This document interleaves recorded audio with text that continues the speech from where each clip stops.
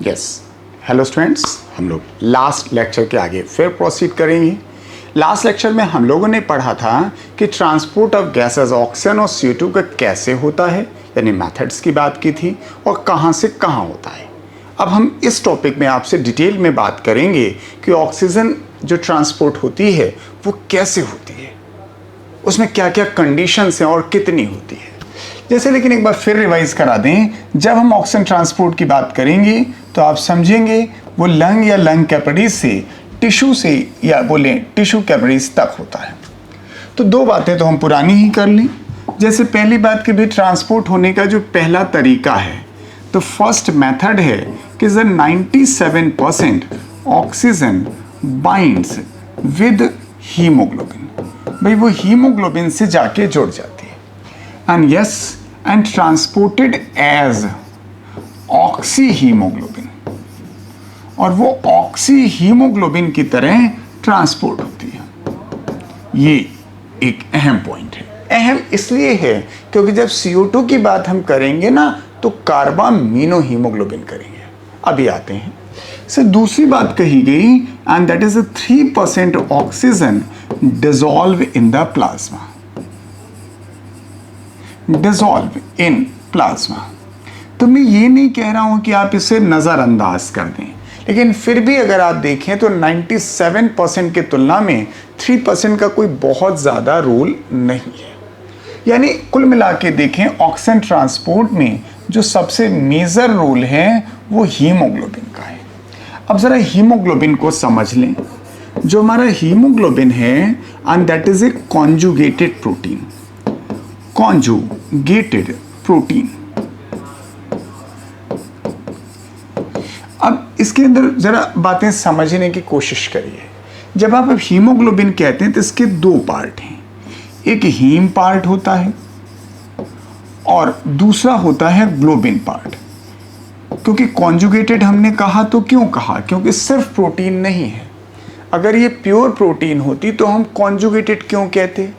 Conjugated इसीलिए कहा कि प्रोटीन के साथ कुछ जुड़ा हुआ है, तो वही हमने बताया this haem is the non protein part.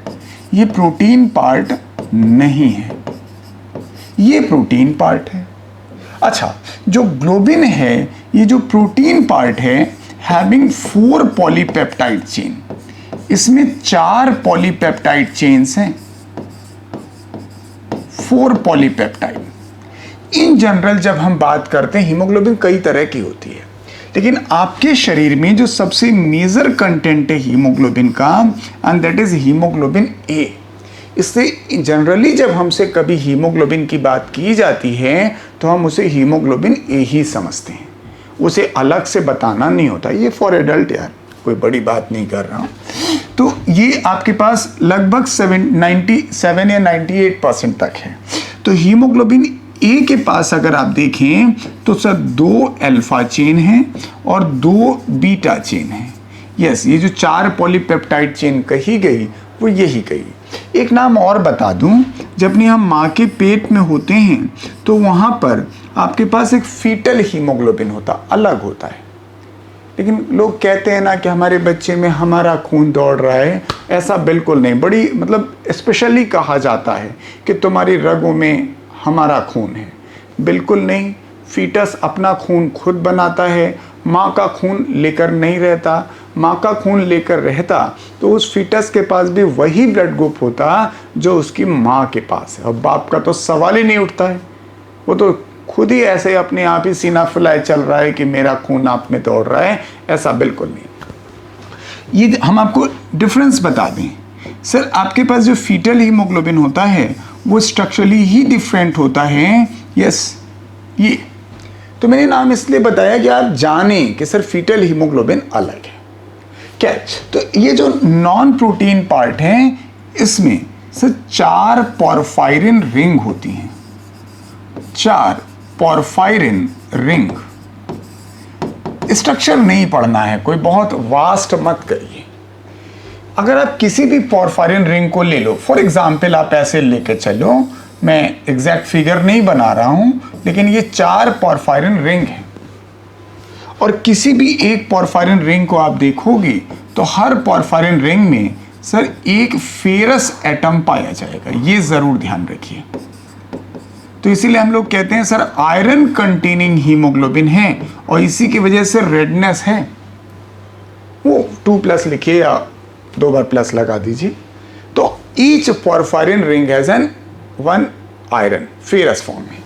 फिर आप कह रहे हो कि सर जो हमारी ऑक्सीजन है इट बाइंड्स विद हीमोग्लोबिन, तो हम ये जानना चाहते हैं कि यार ऑक्सीजन आप कह रहे हो बाइंड होती है, तो सर कौन से पार्ट से होती है, प्रोटीन पार्ट से या नॉन प्रोटीन पार्ट से? तो भैया अच्छी तरह से ध्यान रखें, that is only non protein part. Non protein part porphyrin ring, और उसमें भी याद रखें it binds with the iron part. Iron के साथ ये जुड़ते हैं। तो चूंकि आपके पास सिर्फ 4 आयरन है, इसलिए एक haemoglobin molecule maximum 4 oxygen molecule को जोड़ सकता है। हाँ, एक और बात, ये जो बॉन्ड है इस बॉन्ड को लेकर थोड़ी संशय मत बनाइएगा, is a physical bond. Physical का मतलब मैं कोवेलेंट वगैरह बॉन्ड की बात नहीं कर रहा हूं, क्योंकि ये बड़ी आसानी से टूट जाएगा जरूरत पड़ने पर। क्योंकि अगर दूसरा कोई बॉन्ड होगा तो फिर बड़ी मशक्कत करनी पड़ेगी, तो बड़ी एनर्जी इसी में लग जाएगी। मैं ये नहीं कह रहा हूं कि हमेशा आपको 4 ऑक्सीजन मॉलिक्यूल जुड़ेंगे, अप टू 4 ऑक्सीजन मॉलिक्यूल जुड़ सकते हैं। तो each haemoglobin molecule has ability to bind with the 4 oxygen molecule बोलिए या 8 ऑक्सीजन एटम बोलिए, तो बात पूरी होगी। लेकिन अब लोगों के एक दिमाग में और आती बात है, वो कहते हैं यार पूरी बात समझो। वो कहते हैं देखो क्या कहा, हीमोग्लोबिन है और आप कह रहे हो भी ये 4 ऑक्सीजन मॉलिक्यूल से जुड़ गया। तो कहते हैं सर भैया ऐसे ही समझ लो इसे कि हीमोग्लोबिन 4O2। तो कोई केमिस्ट्री का जानकार होता है तो कहता है यार ये तो मुझे ऑक्सीडेशन लग रही है। नहीं, ऑक्सीडेशन नहीं है, दिस इज ऑक्सीजनेशन। इस स्टेप को हम ऑक्सीजनेशन कहते हैं। ऑक्सीडेशन जब हम कहते हैं, पुरानी डेफिनेशन रही होगी कि ऑक्सीडेशन हम तब कहते हैं जब हमारा ऑक्सीजन जुड़ता है, लेकिन अब नई डेफिनेशन ये है कि ऑक्सीडेशन तब माना जाएगा जब ये जो ऑक्सीडेशन नंबर है ये बढ़ जाए, यानी इलेक्ट्रॉन निकले। इलेक्ट्रॉन निकलना कहलाता है ऑक्सीडेशन। तो यहाँ अहम बात क्या है कि इन दोनों स्थिति को अगर आप देखें, जब आप यहाँ हीमोग्लोबिन कह रहे थे तो 4 फेरस थे आपके पास, और जब आपने यहाँ ऑक्सी हीमोग्लोबिन कह दिया, अब भी सर हम फेरस स्टेट में ही हैं। इसीलिए चूंकि ऑक्सीडेशन स्टेट आयरन की नहीं बदलती है, and that's why this reaction is known as an oxygenation. तो अभी भी हम वही पहले पॉइंट पर हैं कि 97% ऑक्सीजन जो है वो हीमोग्लोबिन से जुड़ती है। तो हीमोग्लोबिन के नॉन प्रोटीन पार्ट से जुड़ती है, आयरन पार्ट से जुड़ती है, फिजिकली जुड़ती है, वीकर बॉन्ड है, मैक्सिमम 4 ऑक्सीजन मॉलिक्यूल जुड़ सकता है, और इसका जुड़ना ऑक्सीजनेशन कहलाता है, ऑक्सीडेशन नहीं कहलाता। अब मैं आपको एक डेटा और बताता हूं, बड़ा इंटरेस्टिंग डेटा है। एक हीमोग्लोबिन की वैल्यू अगर देखी जाए तो सामान्य व्यक्ति में 12 से 16 ग्राम प्रति 100 ml होती है। ये सामान्य है। हिंदुस्तानियों में थोड़ी कम होती है क्योंकि हम लोग खाने में बड़े कच्चे होते हैं, बहुत सारी वजह है, लेकिन औसतन इतना मान लीजिए 12 से। हाँ, एक और बात याद करते वक्त ध्यान रखिएगा कि सर मैंने ग्राम लिखा है, पूरे होशो हवाश में लिखा है, क्योंकि ज़्यादातर जो फिजियोलॉजिकल डेटा आपको मिलेंगे वो मिलीग्राम्स में मिलेंगे, ग्राम्स में नहीं मिलते। तो यानी आप समझिए 14 ग्राम के आसपास रहता है। दूसरा, आपने ये कह दिया कि 1 molecule of haemoglobin binds with 4 molecule of oxygen। तो अगर हम चाहें मॉलिक्यूल्स पता हो, मॉलिक्यूलर वेट पता हो, तो हम नंबर ऑफ या उसको हम लीटर में, उसको ग्राम में भी कन्वर्ट कर सकते हैं। तो इसी डेटा को कन्वर्ट किया गया। कन्वर्ट जब किया गया तो पता चला 1 gram of haemoglobin can binds with 1.34 ml oxygen. अब आपको ये लग रहा होगा ये डेटा कहाँ से ले आए, तो हम कहाँ से लाएंगे भाई, आप ही लाओगे। केमिस्ट्री में आपने कभी एवोगैड्रो नंबर पढ़ी है? उस जगह पर एनटीपी पर वॉल्यूम पढ़ा है, वो 1 मोल, तो उसी सब का कॉन्सेप्ट है। 22.4 लीटर कभी आपने एक शब्द सुना हो, एवोगैड्रो नंबर सुनी हो, तो मैंने उन्हीं सबको कोरिलेट करके, क्योंकि मेरा वो टॉपिक तो है नहीं, तो मैंने केमिस्ट्री वालों से ये लाइन उधार ले ली कि भैया समझा दो, बच्चे समझ जाएंगे। उनका आप इतना लिख देना, आप कुछ बोलना नहीं, बच्चे बड़े इंटेलिजेंट होते हैं 11th 12th वाले, वो आसानी से समझ जाएंगे। तो आई होप आप मेरी बात समझ पाए। तो सर 1 ग्राम हीमोग्लोबिन सर इतने ml ऑक्सीजन कैरी करता है, तो हमने सोचा सर इसको किया जाए। तो अब इसकी जगह इतना कौन लिखे, तो हमने लिखा इनकी बीच की वैल्यू ले लो 14 ग्राम हीमोग्लोबिन, तो इट कैन बाइंड विद, तो 1.34 इंटू 14, इसे आप मल्टीप्लाई कर लें तो लगभग ये आसपास अगर देखेंगे तो 18.6 के आसपास आएगा ml ऑक्सीजन, या और राउंड ऑफ कर लें तो लगभग 19 ml ऑक्सीजन आएगी। लेकिन हम 19 भी नहीं चाहते, हम तो कुछ और चाहते हैं। हम कहते हैं यार मेरी सुन लो और 20 ml कर दो। तो आप कहोगे क्यों कर दें यार? इसलिए कर दो कि सर ये जो डेटा हमने दिया है ये हमने 97% कर लिया है, 3% तो ऑक्सीजन डिसॉल्व है, वो तो आप नज़रअंदाज कर रहे हो, तो सर उसे भी जोड़ लो।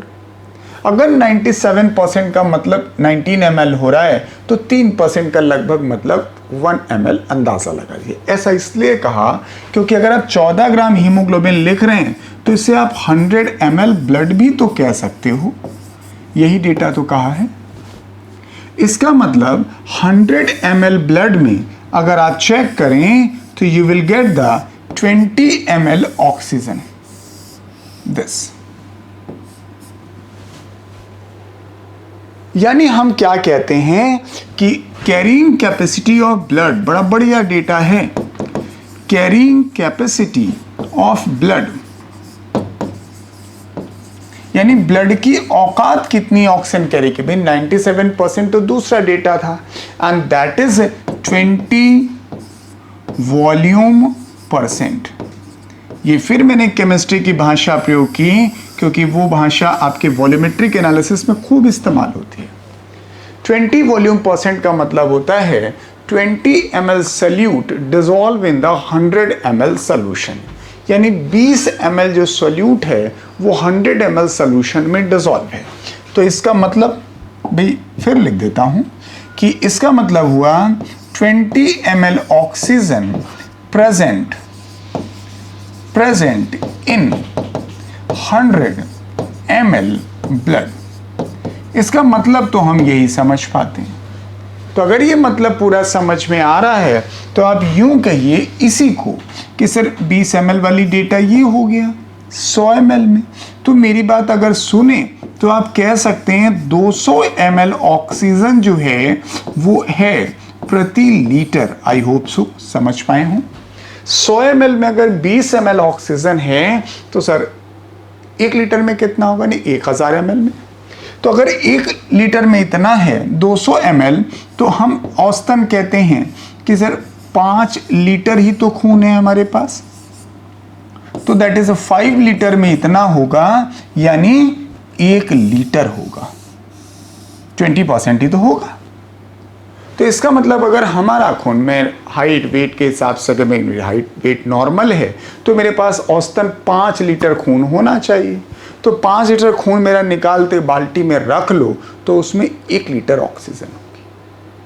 अब इतनी बात मैंने आपको कहाँ तक पहुँचाई, इसको पहुँचाने के बड़े फ़ायदे हैं, क्योंकि जो आप सब्जेक्ट पढ़ते हो फिजिक्स केमिस्ट्री जूलॉजी बॉटनी, आप रियलाइज़ कुछ समय बात करोगे जूलॉजी का बड़ा महत्व है आपके लिए, क्योंकि जिस फील्ड में आप जाएंगे तो सबसे ज़्यादा जो सपोर्ट करेगा आपको वो यही सब्जेक्ट करेगा, और जूलॉजी में भी फिजियोलॉजी, क्योंकि यही चीज़ें आप थोड़ी एलॉबरेट करके पढ़ते जाएंगे और चीज़ें एक्सपेंड होती जाएंगी। समझने की कोशिश करिए। जैसे हमने ये कहा कि हमारा आदमी तो स्वस्थ है, हमने बीमार तो लिया नहीं, तो स्वस्थ आदमी में 20 ml ऑक्सीजन होती है, इससे हमारा काम चलता है। लेकिन अगर मैं कहूँ कि भैया कोई आदमी है जिसको एनीमिया है, एनीमिया समझते हैं ना, एनीमिया का मतलब होता है हीमोग्लोबिन भैया कम है। अब ऐसा कितना कम है, तो हमने कहा ज़्यादा कम मत करो नहीं तो नाराज हो जाओगे आप। दैट इज 10 ml पर 10 mg एनीमिक हो गया। अब एनीमिक आदमी में अगर आप ये देखें तो हमारे पास जब 14 ग्राम था तो इतना, तो इसका मतलब हुआ इनके पास 13.4। इसको राउंड अप भी कर लीजिए, अगर थोड़ा बढ़ा घटा के, तो 15 ml ऑक्सीजन पर 100 ml ब्लड आना चाहिए, भाई वहाँ 20 ml। इसका मतलब नेट आउट जो आपके पास ब्लड में ऑक्सीजन है वो कम होगा, और अगर ऑक्सीजन कम होगा तो टिश्यू सेल्स को ऑक्सीजन कम मिलेगी, और टिश्यू सेल को ऑक्सीजन कम मिलेगी तो सर मेटाबॉलिज्म कम होगा, और मेटाबॉलिज्म कम होगा तो एनर्जी कम प्रोड्यूस होगी, तो कमजोरी लगना स्वाभाविक है। इसीलिए जिसको एनीमिया होता है उसको कमजोरी लगती है। मैंने तो एक नमूना आपको बताया कि कैसे हमारी मेडिकल साइंस है, बड़ी लॉजिकल।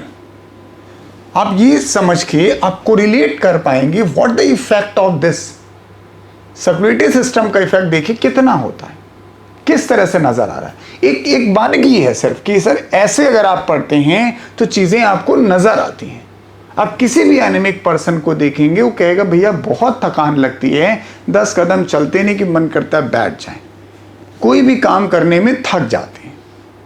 तो हम जब देखते हैं तो खून ही कम है, तो खून कम है तो भी आप कुछ नहीं हो सकता, आप पहले खून बढ़ाओ। तो जो तरीके हों वो तरीके आप वहाँ सीखिएगा। मैंने तो आपको बताया कि देखिए सर कैसे कोरिलेट होता है। अगर आपका हीमोग्लोबिन लेवल नॉर्मल है तो आपके टिश्यूज़ को ऑक्सीजन प्रॉपर मिलेगी, और प्रॉपर मिलेगी तो फिर आसानी से आप एनर्जी प्रोड्यूस कर लोगे। तो खैर ये तो हमारे पास ऑक्सीजन ट्रांसपोर्ट की बात आई। अब हम इसके आगे समझते हैं कि जो ट्रांसपोर्ट होता है, तो आपने तो ये कह दिया कि बाइंड करता है, भाई कहा तो यही आ गया ना, ऑक्सीजन बाइंड्स विद हीमोग्लोबिन। भाई बेसिकली हमारा पॉइंट यही था कि भैया ऑक्सीजन बाइंड करता है, यही हमने कह दिया। लेकिन बात आती है कि क्या कोई ऐसा फैक्टर है जो इसकी बाइंडिंग को प्रभावित करता है? तो बिल्कुल, जो बाइंडिंग है दिस इज अफेक्टेड बाय, सबसे पहला अफेक्ट है अफेक्टेड बाय, यानी कौन सी ऐसी चीज है जिससे ये अफेक्ट होती है? यस, सबसे पहली चीज आती है that's a partial pressure of oxygen, या कह सकते हैं ऑक्सीजन कंसंट्रेशन। भाई जितना ज्यादा कंसंट्रेशन होगा उतना ही तो पार्शियल प्रेशर होगा। यार बहुत लॉ आपने केमिस्ट्री बहुत पढ़ी होगी, PV = nRT वहीं से बना है, यानी P is directly proportional to C। तो ऑक्सीजन का कंसंट्रेशन जहां ज्यादा होगा वहां बड़ी जल्दी जुड़ जाएगी, ये जरूरी है। तो आप सोचिए जरा, लंग कैपिलरीज में ऑक्सीजन का कंसंट्रेशन ज्यादा है। अरे भाई पढ़ाया है मैंने ये गैसेस एक्सचेंज के दौरान, लंग कैपिलरीज में ऑक्सीजन का कंसंट्रेशन ज्यादा है तो जाहिर वहां जुड़ जाएगी, और टिश्यू कैपिलरीज में ऑक्सीजन का कंसंट्रेशन कम है तो वहां डिसोसिएट हो जाएगी, फिर आते। लेकिन ऐसा नहीं है कि सिर्फ इसी पे डिपेंड करता है, प्राइमरली इस पे डिपेंड करता है, but it is also affected by the partial pressure of CO2, या बोलें CO2 concentration is also affected by the body temperature, आपके शरीर के तापमान पर भी डिपेंड करता है।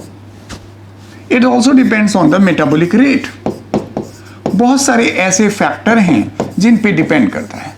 It also depends on the pH, यानी H+ कंसेंट्रेशन, यानी इन सारी चीजों पर डिपेंड करता है। आप सोचोगे यार कैसे करता होगा, बहुत आसान है, कठिन नहीं होता है। चलिए, जैसे मान लीजिए आपके पास पार्शियल प्रेशर ऑफ ऑक्सीजन ज्यादा है, ठीक है, ऑक्सीजन ज्यादा है तो जाहिर बात है हम ये कहेंगे कि ऑक्सीजन का कंसंट्रेशन ज्यादा रहा होगा तभी तो होगा, और मैंने आपसे अभी भी कहा कि प्राइमरली इस पे डिपेंड करती है। तो जब ये ज़्यादा होगा तो सर ये आसानी से बाइंड हो जाएगा, इट बाइंड्स विद ऑक्सीजन। तो ऐसा जहां भी होता हो अब जोड़ लीजिए, जब भी हम आपसे कहें कि भैया ऑक्सीजन ज़्यादा, पार्शियल प्रेशर ऑफ ऑक्सीजन ज़्यादा, समझ जाना जुड़ गई वो। इसी का उल्टा करके देख लीजिए, जैसे हमने आपसे कहा कि भाई ऑक्सीजन का पार्शियल प्रेशर कम, तो सर जाहिर बात है ऑक्सीजन का कंसेंट्रेशन भी कम, तो सर ये कम जुड़ेगा, जल्दी से डिसोसिएट हो जाएगा। तो this haemoglobin dissociates, haemoglobin oxyhaemoglobin dissociates, ये बड़ी आसानी से टूट जाएगा, अलग हो जाएगा, हीमोग्लोबिन अलग हो जाएगा, ऑक्सीजन अलग हो जाएगा। भाई इस बॉन्ड के लिए जरूरी है बाइंडिंग के लिए कि सर कंसंट्रेशन ज्यादा हो, नहीं कंसंट्रेशन ज्यादा टूट जाएगा। चाहे जितने फैक्टर कर लीजिए, जैसे हमने आपसे कहा सर बॉडी टेम्परेचर को देख लीजिए दिस। अब अगर बॉडी टेम्परेचर मान लीजिए ज्यादा है, तेरा बुखार ज्यादा है फॉर एग्जाम्पल, और अगर बुखार ज्यादा है तो सर मेटाबॉलिक रेट भी ज्यादा ही होगा, इसमें तो कोई शक नहीं होगा, तभी तो टेम्परेचर बड़ा होगा। और मेटाबॉलिक रेट ज़्यादा होगा तो आप में CO2 ज़्यादा प्रोड्यूस हो रहा होगा, ऑक्सीजन लगातार कंज्यूम हो रहा होगा तो ऑक्सीजन की कमी होगी, ऑक्सीजन की कमी होगी तो हीमोग्लोबिन डिसोसिएट हो जाएगा, हीमोग्लोबिन नहीं ऑक्सीहीमोग्लोबिन, ये आसानी से डिसोसिएट हो जाएगा।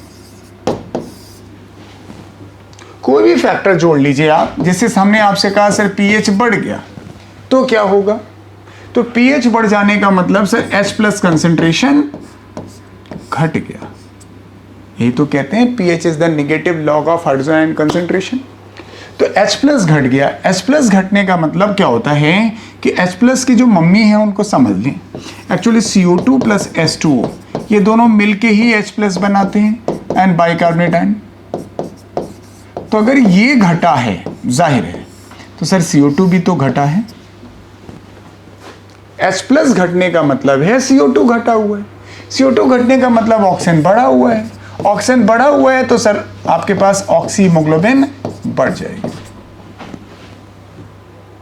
तो आप इसको ऐसे जोड़िए, कोई भी आपसे फैक्टर कहा जाए, लेकिन ये बात ध्यान रखिएगा, the binding of haemoglobin with oxygen primarily depends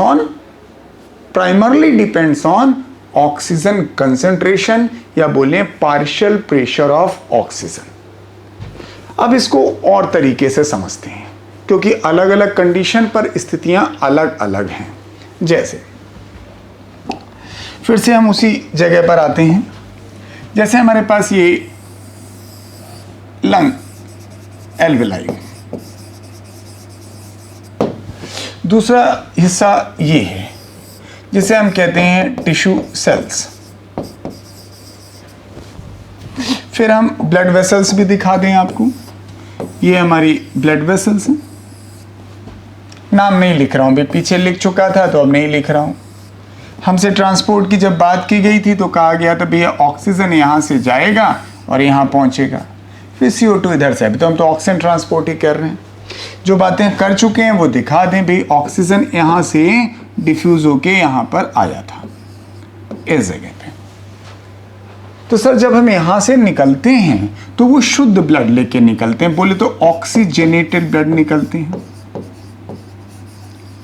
lung capillary से जब निकलते हैं तो हम शुद्ध ब्लड लेके निकलते हैं। तो मैंने गैसेस एक्सचेंज के दौरान आपसे एक बात कही थी, कहा था कि जब भी आपसे कोई शुद्ध ब्लड कहे तो आप समझ जाइएगा partial pressure of oxygen 95 mmHg and partial pressure of CO2 जो है वो 40 mmHg, ये कैलकुलेटेड है। तो सर यहाँ पार्शियल प्रेशर ऑफ जो ऑक्सीजन है वो 95 mmHg है, तो इतना ज्यादा है तो जाहिर है ऑक्सीहीमोग्लोबिन यहां पर बनेगा दिस। लेकिन यही शुद्ध ब्लड जब यहां से यहां पहुंचता है, सेम यहां पहुंचेगा, और जब हम इस जगह से निकलते हैं यहां से, तो आपको ध्यान होना चाहिए टिश्यूज में डीऑक्सीजनेटेड ब्लड बाहर निकलता है, अशुद्ध रक्त बाहर निकलता है, डीऑक्सीजनेटेड ब्लड। और डीऑक्सीजनेटेड ब्लड का मतलब होता है partial pressure of oxygen 40 mmHg और पार्शियल प्रेशर ऑफ जो CO2 है वो 45 mmHg है। ये तो जब हम इसे यहां लेकर पहुंचते हैं तो टिश्यूज में तो हमेशा ऑक्सीजन की कमी रहती है, यहाँ पर ऑक्सीजन का कंसंट्रेशन कम होता है क्योंकि जो ऑक्सीजन होती है वो कंज्यूम हो जाती है।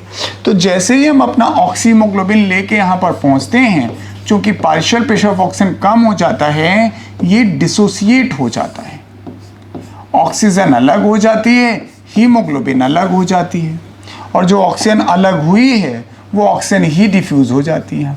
और ये हम चाहते भी हैं सर, यही हम चाहते हैं कि भैया जो ऑक्सीजन हीमोग्लोबिन ने पकड़ा है वो उसे वहाँ टूटना चाहिए। तो मैंने आपसे यही बात तो कही कि binding of haemoglobin with oxygen primarily depends on the oxygen concentration. भैया यहाँ ऑक्सीजन कंसंट्रेशन ज़्यादा था तो ऑक्सीमोग्लोबिन बन गया, यहाँ ऑक्सीजन कंसंट्रेशन कम था तो वो डिसोसिएट हो गया। और डिसोसिएट कितना होगा भैया? जितना कम होगा, जितना कम कर दोगे उतना डिसोसिएट होगा। सामान्य कंडीशन में जितनी भी आप यहां से ले से आप कहते हो हम 97% ऑक्सीमोग्लोबिन लेके चले, तो यूजुअली डिसोसिएशन से 27% का ही होता है। In normal condition only 27% oxyhaemoglobin dissociate. यानी कह ये रहा हूं कि जब हम यहां से निकलते हैं ना इस जगह से, तब भी सर 70% ऑक्सीमोग्लोबिन रहता है। ये 70% ऑक्सीमोग्लोबिन यहां पहुंचता है, वो 97 हो जाता है। यानी यहां पर जो 27% टूट रहा है वही 27% यहां एसोसिएट भी होता है। ये नॉर्मल कंडीशन है। लेकिन अगर मान लीजिए हम दौड़ना शुरू करें, खेलना शुरू करें, एक्सरसाइज करना शुरू करें, तो यहां मेटाबॉलिक रेट बढ़ेगा। जब यहां मेटाबॉलिक रेट बढ़ेगा तो ऑक्सीजन की डिमांड बढ़ेगी, ऑक्सीजन की और कमी होगी, तो ये डिसोसिएशन 27% से बढ़ करके सर और ज्यादा हो सकता है। It may increase up to 70%, 70% तक डिसोसिएट हो सकता है, क्योंकि जितना ज्यादा ऑक्सीजन डिमांड बढ़ेगी उतना ही डिसोसिएशन होगा, और जितना यहां डिसोसिएशन हो जाएगा उतना यहां एसोसिएशन करना पड़ेगा, और जितना एसोसिएशन कर लोगे उतना आपकी ऑक्सीजन डिमांड बढ़ जाएगी। इसलिए जब आप दौड़ना शुरू करते हो, खेलना शुरू करते हो, तो ब्रीदिंग रेट बढ़ जाती है, क्योंकि टिश्यूज में ऑक्सीजन डिमांड बढ़ जाती है। कितनी लॉजिकली हैं।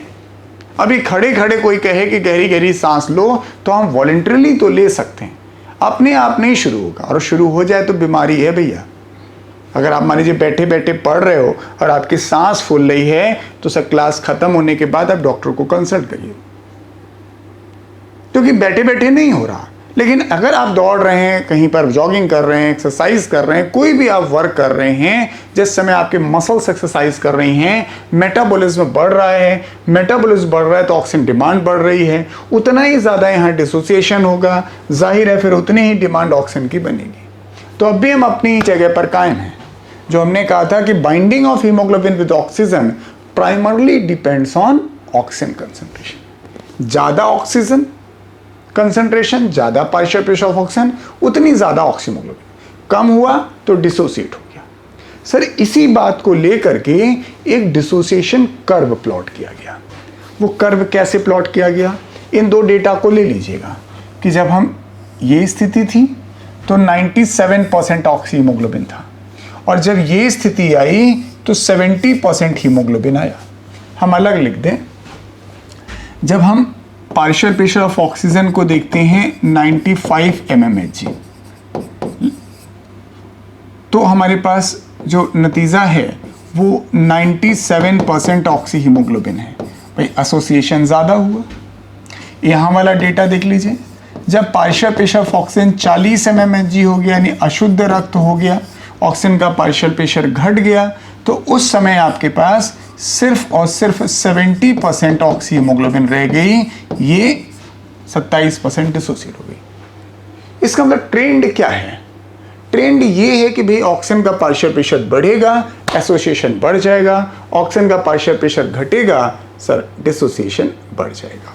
हम इसको आपको डिसोसिएशन कर्व में शो करते हैं। डिसोसिएशन कर्व को अगर देखें तो एक ग्राफ प्लॉट किया गया। एक तरफ हमने पार्शियल प्रेशर ऑफ ऑक्सीजन लिखा, एक तरफ परसेंटेज लिखा। एक तरफ लिखा परसेंटेज ऑफ ऑक्सी हीमोग्लोबिन, कितना परसेंट ऑक्सी हीमोग्लोबिन है, और एक तरफ हमने लिखा पार्शियल प्रेशर ऑफ ऑक्सीजन।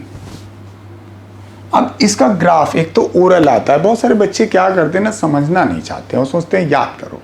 तो उनकी बात बता दें कि सर जब वो याद कर ही रहे हैं और कहीं जल्दी में हैं तो याद कर लें, पहले भी उनकी छुट्टी कर दें हम लोग कि अगर आप इनका डिसोसिएशन कर्व देखोगे तो इट इज़ लाइक दिस। तो हम लोग कहते हैं सिग्मोइड कर्व है, ख़त्म हो गई बात, अब आप जा सकते हैं क्योंकि आप जल्दी में हो।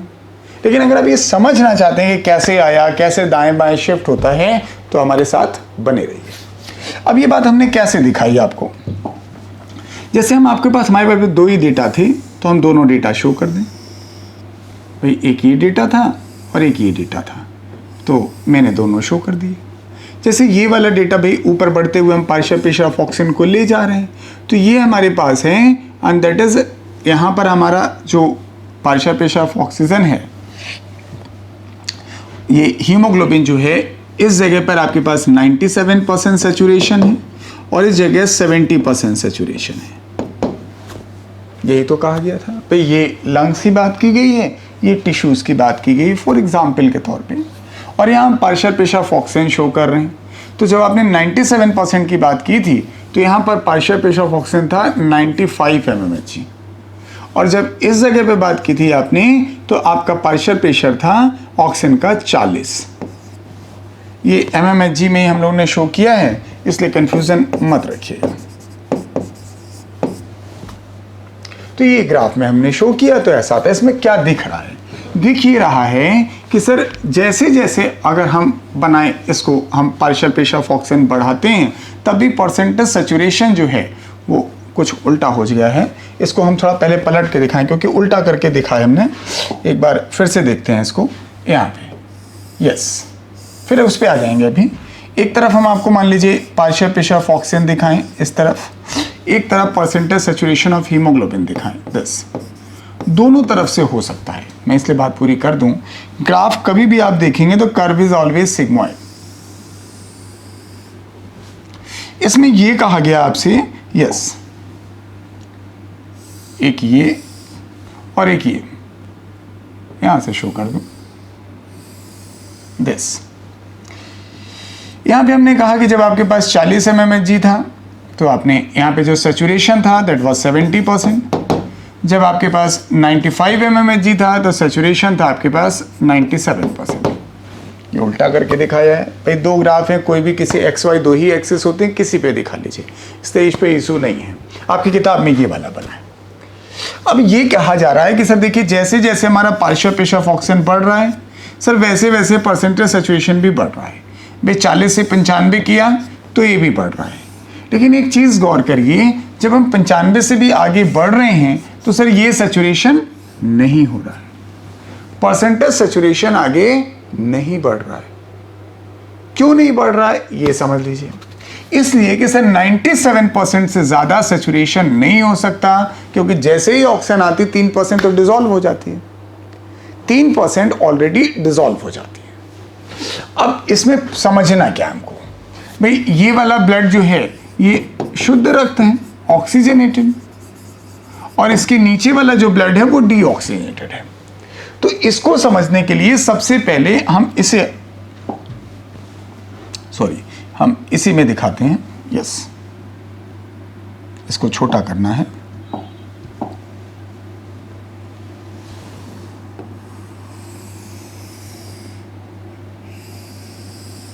ठीक, हम इसी में अगर दिखाना चाहें कि सर एक वर्ड आता है P50 वैल्यू, ये क्या होती है? ये कहलाता है partial pressure of oxygen eight which 50% haemoglobin saturated with oxygen, saturated with oxygen. अब ये ऐसे नहीं दिखेगा, ये दिखेगा ऐसे, जैसे आपके पास 40 mmHg था, इतना था। अगर हम मान लीजिए ऐसा एक एज्यूम करें कि सर कोई ऐसी वैल्यू आएगी जहां ये 50% सैचुरेट हुआ होगा, से दैट्स 30 mmHg, तो वो कहलाएगा P50 इज द 30। वह पार्शियल प्रेशर ऑफ ऑक्सीजन जिस पर हमारी 50% हीमोग्लोबिन सैचुरेट हो जाती हैं, वही कहलाता है P50 वैल्यू। अब इसको जोड़ते कैसे हैं? जैसे सपोज करिए कहीं आपसे कहा गया कि पार्शियल प्रेशर ऑफ ऑक्सीजन बढ़ाया गया, फॉर एग्जाम्पल अगर आपने इस डेटा को लेकर चलना शुरू किया और कहा पार्शियल प्रेशर ऑक्सीजन बढ़ा, तो सर एफिनिटी बढ़ गई होगी ना, और एफिनिटी अगर बढ़ जाएगी तो सर जो आपकी P50 वैल्यू है वो कम हो जाएगी। भाई जो चीज आपको 30 पे मिलनी है वो और जल्दी मिलेगी। जैसे 30 पे मिलनी है 20 पे मिल गई, तो ये वाली चीज अगर देखें तो ये यहां नजर आएगी, तब आपका जो डिसोसिएशन कर्व है वो ऐसे शिफ्ट होता हुआ नजर आएगा, लाइक दिस। जिस समय आपके पास P50 वैल्यू बढ़ी हुई होगी, एफिनिटी यानी क्योंकि आपने कहा binding of the haemoglobin with oxygen primarily depends on the partial pressure of oxygen, तो अगर पार्शियल प्रेशर ऑफ ऑक्सीजन ज्यादा है तो एफिनिटी ज्यादा होगी, तो जो ये अचीवमेंट आना है, कोई भी जहां आपका आकर्षण ज्यादा होगा अचीवमेंट जल्दी आ जाएगा, तो P50 वैल्यू कम हो जाएगी, लाइक दिस। और ज्यादा मान लीजिए आपकी बढ़ गई, इस जगह पे P50 वैल्यू और ज्यादा होगी, तो एफिनिटी और ज्यादा हो जाएगी, P50 वैल्यू और कम हो जाएगी, तो 30 के बजाय सर वो डेटा शायद आपको 20 पे मिल जाए, तो अगर 20 पे मिल जाएगा तो आपका जो डिसोसिएशन कर्व है आप देखिए थोड़ा और इधर चला जाएगा, यस,